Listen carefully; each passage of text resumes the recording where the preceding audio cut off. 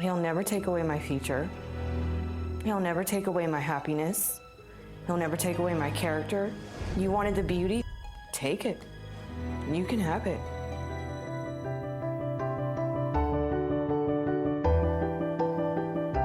Hey everybody, and welcome to a very special bonus episode of the Wednesdays with Watson podcast. It is October of 2021, and it is both Breast Cancer Awareness Month and Domestic Violence Awareness Month. As many of you know, I am a survivor of both. I do want to just say that about the first 2 minutes of this podcast may be sensitive to some listeners. It certainly isn't appropriate for young ears, and if you are currently in a domestic violence situation or early in your healing, you may want to scrub past the first 2 minutes. But the remainder of the episode is filled with hope of how Audrey got from such a tragic situation to the place where she is today, on TEDx talks, on all kinds of shows like Dr. Phil, Investigation ID, where she is advocating differently. Audrey reminds us in the episode of why everybody matters, even our abusers. And so I hope that you enjoy the hopeful parts of Audrey's story, regardless of how tragic it was for her to get to where she is today. He was the type of man that constantly accused me of cheating on him. He was a controlling man. He was a jealous man, but he never hit me. I left school that day, came home. As soon as I opened the door is when he bum rushed me, stark naked, with a butcher knife. He immediately took me into the garage. He laid me on the ground first and was trying to rape me with a butcher knife to my throat.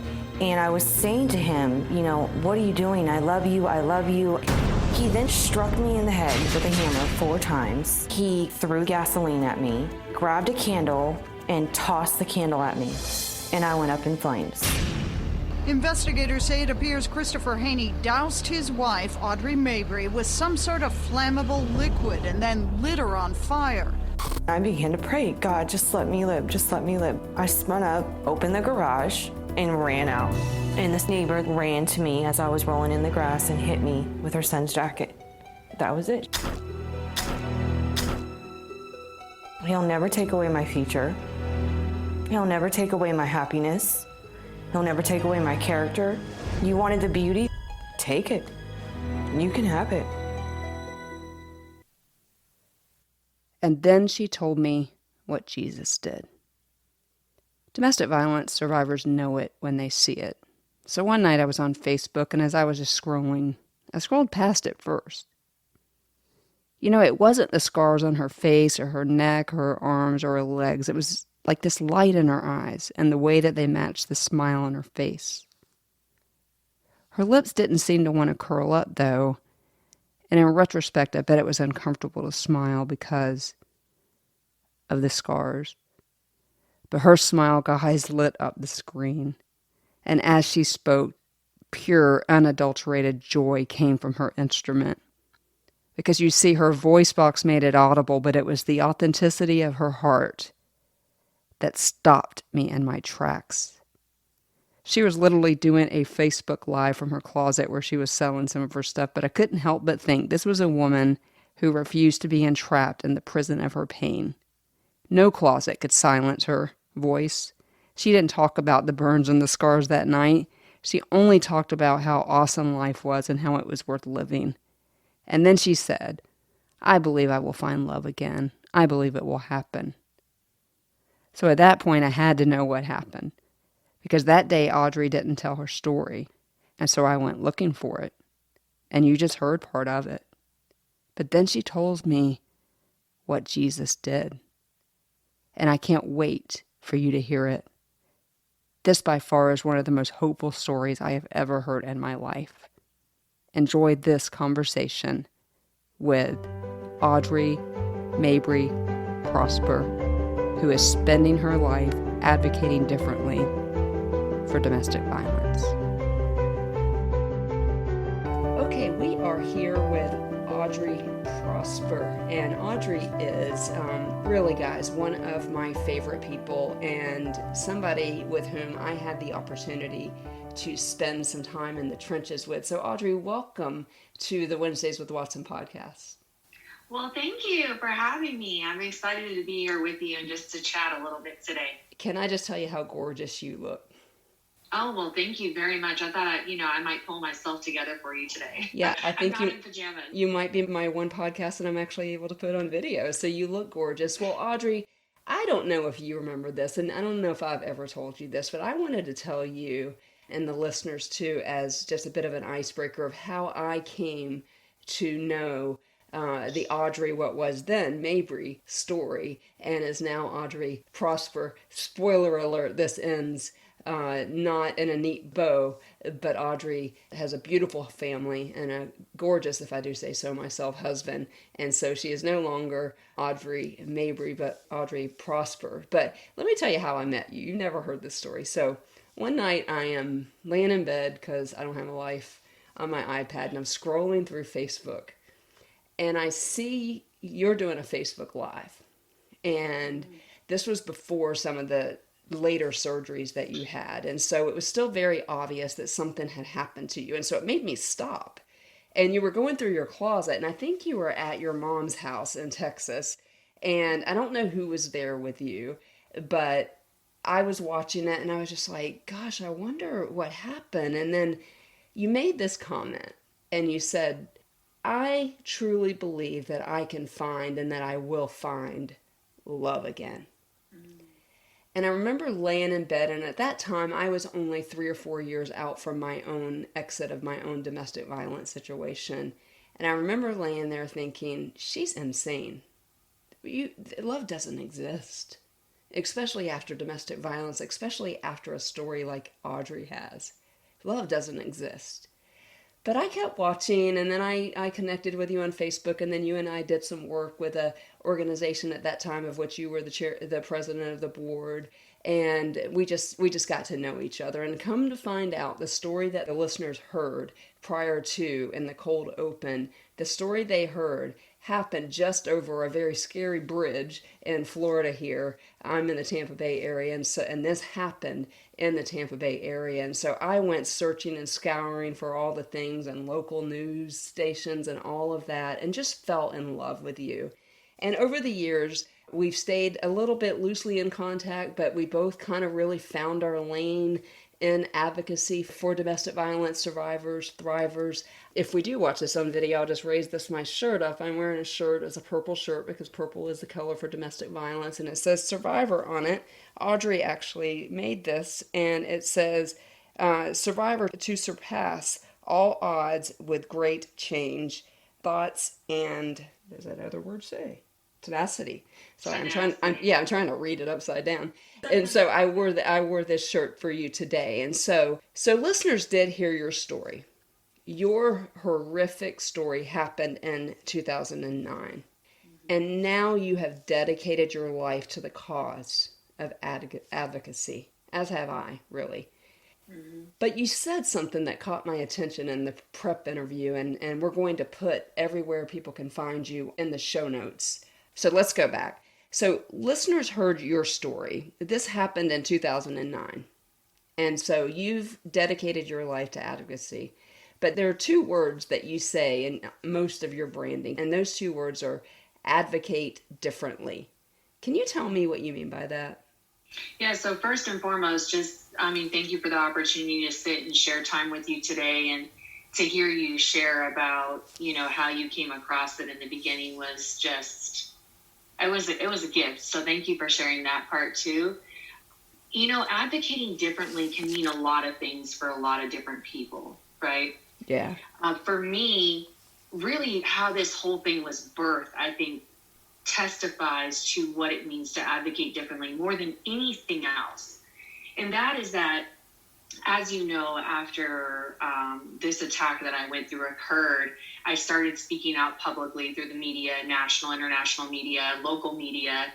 And along the way, I started to meet a lot of different survivors. I met a lot of advocates. I met a lot of survivors who were also advocates. And so for the last 3 years or so, a lot of these advocates who are also survivors, and myself would have these sort of discussions behind the scenes. And when we would talk about advocating, when we would talk about domestic violence, when we talked about, the horrors of what people experience, a lot of times we were expressing frustration. Yeah. And that frustration was really rooted in the fact that, I've been doing this 11 years now. In 11 years, the number of people being impacted by domestic violence hasn't declined. Right. That's only 1 decade, right? When we talk 2 and 3 and 4 decades, you start to wonder, what is it that we need to be doing differently? Because apparently, whatever we're doing is working in some capacity. I think even more so from the intervention perspective, right? Because advocating there's prevention, there's intervention, and there's restoration. It's kind of like these 3 phases. And so I just kept wondering, what do we need to do differently? Well, at the same time, myself and these other advocates were really afraid to openly talk about this. Yeah. And the reason why is because we in the advocacy world, you're taught some things that are kind of like silent lessons, and then some of them are open lessons. One of them is don't try to change the narrative. Right. We have created a narrative that is rock solid. There is a victim, there is a villain, and that's it. We draw the line in the sand, and you're not going to change it. Well, what we have found, just since we all banded together and said, you know what, to hell with it. If we're not going to be popular when this is all over, who cares? Right. What we care about is reducing the numbers of people that are impacted daily by this thing. And so when we have continued the conversations now around advocating differently and what does that mean, I think first and foremost, it's about shifting the narrative. Yeah. Right? Because this is not, I talk about in my TED Talk, it'll come out soon. This is not an episode of Avengers, right? It's not a battle of good versus evil where, all we have to do is become the hero, swoop in and save the victim, and then punish the villain, and we can all live in peace and harmony, right? Because if that were the case, then you and I wouldn't be having this discussion right now.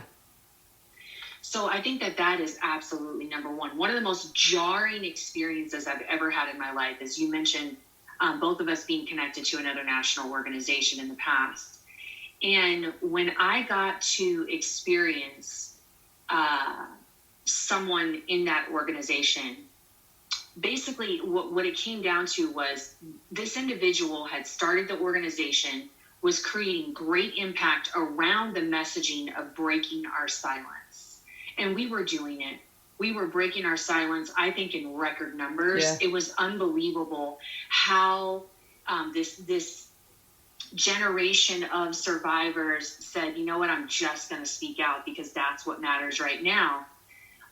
But then a couple of years into it, her ex, who had abused her, was now going to court again for abusing the next person. And I thought, wow. All the work that we did in breaking our silence and helping people heal after abuse, more specifically women, it didn't stop him from abusing the next person. Wow. I have chills. So this is the work you're doing now. Yeah. Is changing the narrative. And we're Yeah. we want, so we are recording this episode for Domestic Violence Awareness Month. It'll be evergreen. It'll be out there forever. And so, guys, if you're listening to this, because what she just dropped on us was, as we call in the audio world, a gem, is we've got to change the narrative. Because one of the most beautiful things, Audrey, that I ever witnessed is your ex-husband, the father of your children who did this horrific thing to you, is in prison. Yet you, a couple years ago, and this also played out on Facebook Live, had to walk through this process, and we don't have time to talk about the whole forgiveness process and all of that, but all of that to say is that I could see that shift in you, where you were like, you could look in the mirror and see what he had done to you, not to mention the film strip that goes through your brain, and look at your children and see him, but yet it was still so important to you that he also was a human being that bled on somebody that didn't hurt him. And that's hard. And if anybody has the authority to say stuff like that, or anybody has the authority to push, advocate differently, and let's stop making it the good guy versus the bad guy. And because my podcast preaches that you matter. I don't care who you are. You matter. I don't care how bad you are. You matter. And so to change the narrative, to be able to help the villain, and I'm air quoting when I say that, or the abuser, is a beautiful thing. And it's Joel 2:25 being played out in your life, where God says, I will restore the years that the locusts have stolen.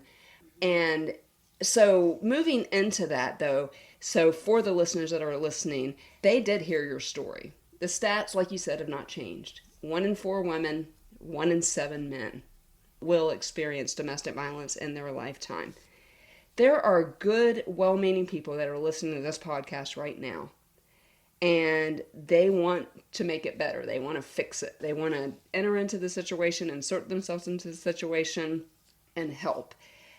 What is your message? And you know, because we've prepped for the interview, I have some specific questions for you, but your overall message to the 1 in 4 and 1 in 7. Because again, they heard your story.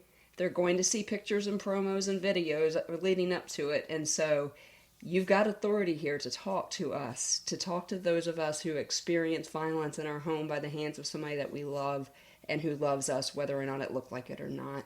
What's your message to those people? I mean, first and foremost, domestic violence doesn't always look the same. Mm-hmm. You know, it comes in many different forms and many different images and experiences. Our way out of that toxic environment also doesn't always look the same. But what I do know is that when we are immersed in toxicity, we can't be healthy ourselves. If we have children, we can't be healthy for them. They can't be healthy. The other thing that I would share is that while we need to find a way out, I think that the importance of healing is, magnified. You talked about forgiveness and all of that. And I think that it's imperative for us to do the internal work. Yeah. To understand where and how we got to where we were. I can tell you right now, for me, a lot of mine was ingrained in not feeling worthy. A lot of mine was embedded in daddy issues, dare I say, Yeah. you know? Yeah, for sure. And figuring out what is it within us, right? It's not a victim blaming situation. It's just, how did I get here? Yeah. And how can I stop it? And how did we get here? And so for the people that experience it, you're not alone. Yeah. Right? There are people who care about you, who want to help you. It's a very dangerous situation to exit an abusive relationship that has to be done with a lot of caution and a lot of planning. It's not fair, and it's not your fault, right? Right. That there is, a silver lining if you allow it. That's perspective, right? In healing. And also that I'm in no way saying that because I have forgiven that everyone needs to forgive. In my foundational faith belief system, yes, I believe that. But forgiveness is a choice. I'm also not saying that, I was never angry. Right. Or I was never depressed, or I didn't have anxiety. We're looking at my life 11 years later. It takes time. Yeah. And I am in no way saying we need to all just have compassion for the person who is committing these acts of violence. That's not what I'm saying. Right. So you addressed one of my questions is, what do you say to the person that just left? It is the most dangerous time, listeners out there. It has to be planned. It has to be done. You just have to. And a lot of lay people, and I say that, or people who have not experienced domestic violence, don't understand that. All they see is, and this is my next question, why don't we say to people, why don't you just leave? From your opinion. Why don't we say it to people? Yeah, why is that not a good thing to say to people who are currently in? Yeah. Okay, I was like, do we say that? Because I don't say that. Yeah, we collective. We don't say that because it's like the image. I always have the image of a police officer showing up on the scene and them telling you, you're in a dangerous situation, you need to get out of it, and they hand you a pamphlet that has to do with all the DV resources in your community. and you're in a state of trauma. You don't even really know what you're being handed. You're not really even present in the conversation. And quite frankly, most police officers don't understand that what they're really asking you to do is risk your life. Yeah. You know, if you stay, you could die. And if you leave, you could die. You could die. Yeah.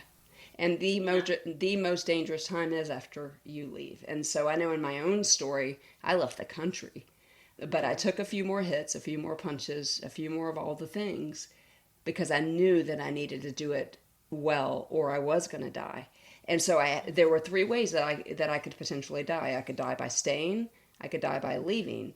But the highest potential of me actually dying in my particular situation would have been leaving without a plan, leaving without some safety measures in place. And so listeners out there, especially domestic violence survivors and thrivers, understand that this is the most important part of the entire process, is that you plan it and that you plan it well. And I speak into the lives and the ears of those of you who love survivors of domestic violence, even if they're currently in it. It is just not as simple as you think it is.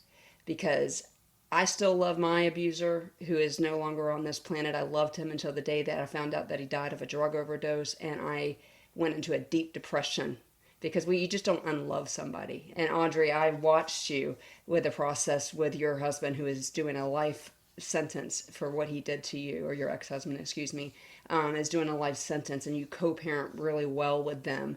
And I think that we need to highlight the importance of co-parenting. And I just want to tell you how proud I am of you for that, because it would have been really easy for you to go to the judge and go, I don't want these boys to have anything to do with this man that did this to me. But you didn't do that, because you understood the importance of your children are biracial. And so that brings in another layer here, because you understood the importance of raising 2 biracial young men in the United States of America. This podcast is heard in 48 countries around this world, and in this one. But we have racism issues in this country. Parents like you are telling young black boys what to do when a cop stops them and all the things. And so it's important also out there, listeners, as Audrey does, is co-parent. She manages to co-parent her 2 boys with her abuser, who is in prison. And that is admirable, and you need to know that. Yeah, thank you. I appreciate that. One of the things that was interesting to me, Audrey, we preach community a lot on this podcast. And so I just want to give you a chance to shout out this early community. And those of you in the Tampa Bay area, you can easily find this on any of the local stations. But there were a couple local organizations that helped you. One of them was, I believe it was Hands Across Tampa Bay, who is that? Right. They're the ones that purchased you the car, if I remember correctly. Yes and no. Yes, yeah. But they were involved. Right, yeah, a group of people got together and a car was either donated or deeply discounted or something to you. Mm-hmm. Then you had a doctor. And I want to take about 3 minutes for you to shout out this doctor, because he is amazing and did amazing things. Not just because using his skills, but as a human being, this community came around you. This Tampa Bay community came around you. What did this doctor do for you? Yeah, well, Dr. Gulen is a really special guy, and you are correct that the entire community rallied around me. And if there's one thing that I wish that all survivors had, it was that level of support, because it literally changed the game for me and catapulted me into my healing journey, to know that I was surrounded by so much support emotionally, financially, mentally. People went to court with me. Like, it was unbelievable, the amount of support in Tampa Bay. And I will always be so grateful for that entire community. But Dr. Gulen, I was connected to him through another organization that actually did my very first surgery, reconstructive surgery on my neck, out of Beverly Hills. And his wife had a connection piece, and she really is the one that took the story to him and said, we got to help her. Ina is his wife. And basically, Ina actually had gone through a fire when she was 5 years old. So we connected on the burn level. And then she obviously brought me in with her husband. And my surgery, my last surgery, was one of the last surgeries he ever did. Like, he was getting ready to retire. And this man literally said, come down here. We're 2 hours south of Naples. I want to see what we can do for you. Let's try to restore and reconstruct as much as we can. We're not charging you a dime for anything. I mean, Ina advocated even beyond that. She contacted the hospital and said, this girl's going to have to pay for her hospital stay. Can you guys write it off? The hospital wrote that off. I mean, it was the anesthesiologist, everything, right? It was an outpouring of generosity, and thank God, also skill, because he did an amazing job really did. Reconstructing my neck. Most of the world didn't know that I only had half of an ear on my left side. He reconstructed my ear for me. He even took some fat out of my mommy tummy for me and put it in my cheeks. So I was happy that was super nice of him. Yeah. Well, you look gorgeous, and I'm sorry to hear that he doesn't do surgery anymore, because I got to watch the journey, and I'm going to put all the links, particularly to the Dr. Phil episode, and I'm going to talk about that episode in just a second, but you were kind of at the very beginnings of the surgeries, and I want my listeners to see from what it was to what I'm looking at right now. And so one of the other things that is really big in this podcast is counseling, trauma-informed counseling. It's one of the reasons why I started the podcast. It's the reason why I'm alive. Did counseling play a role in your healing at all? Yeah, it absolutely did. And that's actually one of the areas that we intend to advocate differently in. So shifting the narrative is only the first part of advocating differently. I actually went through counseling in the Bay Area. My counselor's name is Danielle, and I love her. I went through 2 years of trauma-focused counseling, and it was incredible for me to have that safe space. Listen, the whole community and my inner circle was so afraid for me, so worried for me all the time I was in the hospital. And so when I came home, I really didn't want to worry them anymore. And they were all looking at me and telling me, you're strong, you can do this. So I really needed that safe space to share the most authentic parts of me and to work through all of those processes of healing. But one of the areas that we want to advocate differently in is by shifting some of the legalities around victims' compensation. I'd like to see the name change first and foremost, because some people don't even want to access services that are labeled victim services. Right. But I also would love to see for survivors to be empowered to be able to choose what healing modality they want.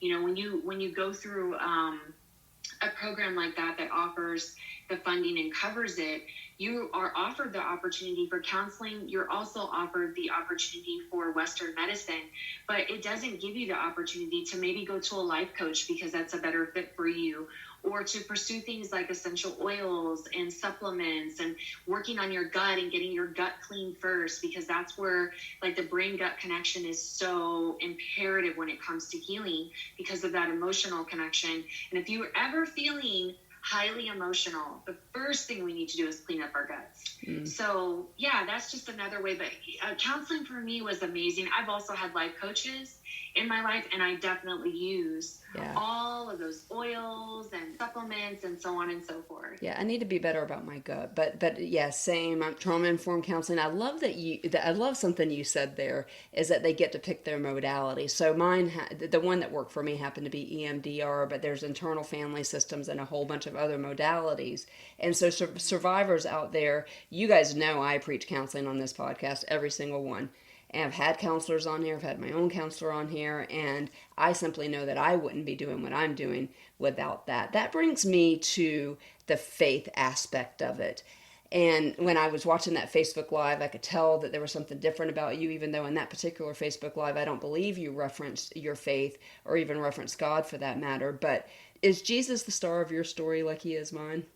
Yeah, for me, it's the Messiah, and it's also the Father. Yeah. You know, my Heavenly Father, you know, when I was in my most desperate hour, I reached out to him, and I literally said, just let me live, just let me live. That's all I want, just let me live, right before going up in flames. And he is the one who got me out of that garage that day. And in fact, you know, I don't even remember if I even prayed in the Messiah's name during that experience. But afterwards, my experience through him being the star also is me just asking him to show meet Chris through his eyes of compassion. I knew that if I looked at him only through my lenses, that I would never be able to see what the Father saw. And so he did that for me. You know, he showed me, he was the one who showed me that Chris is a human being. He was the one that showed me that Chris had a past. You said bleed on the people who never cut you, right? He was the one who showed me that. And he was the one who spoke into my spirit to open up the doors of communication between the children and their father. And that was all him. None of that was me, you know, along the way. And it's incredible what he can do if we let him do it. That surrender. Surrender, yeah. Right? And there's this tension between blaming God and letting him bind up our broken heart and our broken wounds. Because, again, I have people that listen to my podcast that don't believe in God, and I love how you worded that. I call Jesus the star of my story, but I believe in the Trinity, and obviously the Father, like you said, who gave Jesus to us and gave his only son so that we could have this freedom, so that people like Chris, who's sitting in prison as we speak, if he accepts Jesus as his Savior, that's what he did to you, what listeners heard. And he has. I prayed for him for almost 18 months straight, and he gave his life. Wow, He gave his life. Wow, you know? Audrey. So if you let him, it's amazing what he can do if you let him. It's so... And the word says that we're supposed to pray for our enemies. And so when I began to pray for him, quite frankly, he was an enemy. He's not an enemy today, you know, but he was back then. And I'm just so grateful. I mean, especially as a parent, right? I want his soul to be saved, but also as a parent, I need the both of us to be on the same page in the message that we're sharing with our kids, right? And what our foundation is in and all of that. So that was important to me for that reason too.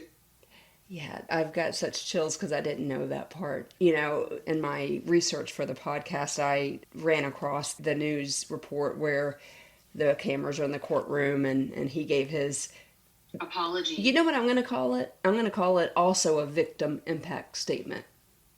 It was different, right? Right, and that's going to be scandalous to people to hear. But he is a victim too, because again, you don't just do what he did, or my ex-husband just doesn't do what they did, or my mom who abandoned me, they don't do what they do just because. I mean, we know that evil happens in this world, but when Chris stood there and turned around and said what he said, and I can put that in the show notes too, I was pissed. Like, even as early as last night, I was like, really, dude?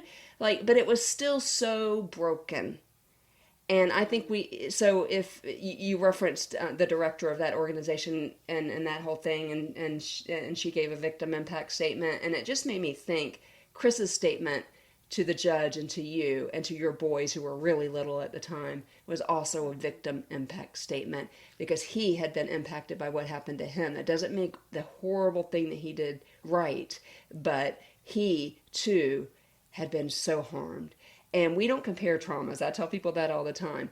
You can't measure it. You can't measure it, and everybody is affected differently and all of that.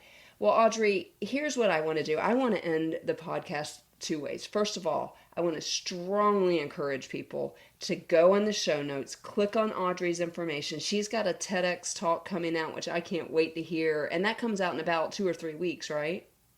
About 4 more. About 4 more? Okay. I was praying for you through that. But I want you connecting with her. I want you connecting domestic violence survivors. So the way I do it is you're a victim, you're a survivor, and then you're a thriver. And that could be right or wrong. But if you're currently in a domestic violence situation, if you just left a domestic violence situation, or if you're like me, it's been 15 years, and you want to heal differently, and you want this freedom of going, I prayed for the man who lit me on fire to be in heaven with me forever and ever, amen. That is only the star of the story. That is only Jesus, as only God who could put that into your heart. Here's something, though, that you said on that Dr. Phil interview that I want to remind you of. You said, you can take my future, you can take my beauty, but you can't take my happiness. You can take my future, you can take my beauty, but you can't take my happiness. And this was just right after it happened. And that was about a year. Yeah, about a year because after. It's a choice. We get to choose. We get to choose. And things that help us choose is things like community, church, God. And if we are going to change the narrative and stop the 1 in 4, the 1 in 7, and I would argue, and I always have argued, that that number is much higher than it actually is, than is actually reported. Because that's only what's reported. That's only what's reported, exactly. And so I want to tell you how proud I am of you. I want to tell you that you are making a difference in this world, that you made a difference in my life that night, because I was only 2 or 3 years out, and my ex-husband at that time was still very much alive and very dangerous and all the things. And to hear you say, I believe I can find love again, and then to watch, and maybe that's another podcast, but to watch the love story between you and your, dare I say, don't get mad at me, gorgeous husband, has been remarkable. And you are the epitome of Joel 2:25, where God is just restoring all the years the locusts have stolen. And I want my listeners to get in contact with you. And so, guys, go in the show notes and do that, and connect with Audrey. And I will also connect some of the interviews. She was on Investigation ID, this story was on. She's been on Dr. Phil several times, as well as many other places. But we're not trying to re-traumatize people here. You heard a little bit in the cold opening, but this is a miraculous person that I have sitting in front of me right now. And so, Audrey, thank you for being here with us today. I will be in touch with you because I want to learn how to advocate differently and how to work the other side of it. There is no victim. There is no villain. There are a bunch of hurt people. We're all broken. We're all in need of a savior. We're all in need of a community. We're all in need of just understanding each other, and that we bleed on the people that don't cut us. And so even if you're out there and you've been abused, you're listening to two people who have been abused, and we don't compare.